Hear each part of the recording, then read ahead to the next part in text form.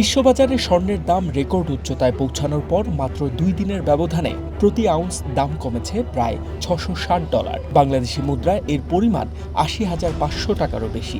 তবে বিশ্লেষকরা মনে করছেন, অল্প সময়ের মধ্যে এমন বড় পতন স্বর্ণের বাজারে অস্থিরতার ইঙ্গিত।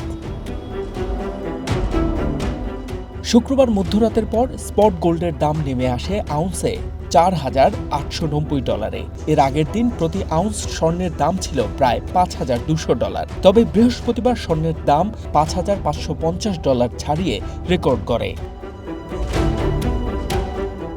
মূলত বিনিয়োগকারীদের মুনাফা তুলে নেয়ার প্রবণতার কারণে বিশ্ববাজারে স্বর্ণের দামে এত বড় পতন দেখা গেছে। বিশ্লেষকরা বলছেন, টানা উত্থানের পর স্বাভাবিক সংশোধনের অংশ হিসেবেই দাম কমেছে।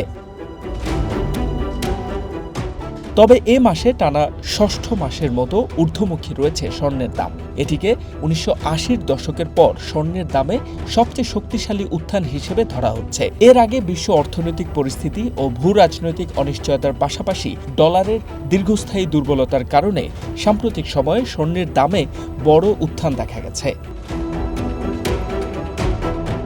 এদিকে দেশের বাজারেও টানা 2 দফায় স্বর্ণের দাম কমেছে। 2 দিনে ভরিতে প্রায় ৩০,০০০ টাকা কমেছে স্বর্ণের দাম। সবশেষ দফায় ভরিতে ১৫,৭৬২ টাকা কমিয়ে নতুন দাম ঘোষণা করেছে বাংলাদেশ জুয়েলার্স অ্যাসোসিয়েশন। শনিবার নতুন নির্ধারিত দামে 22 ক্যারেট হলমার্ককৃত স্বর্ণের প্রতি গ্রামের দাম ২১,৯১৫ টাকা।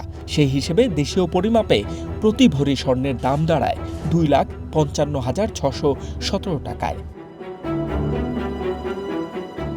H M Ataullah, one international desk.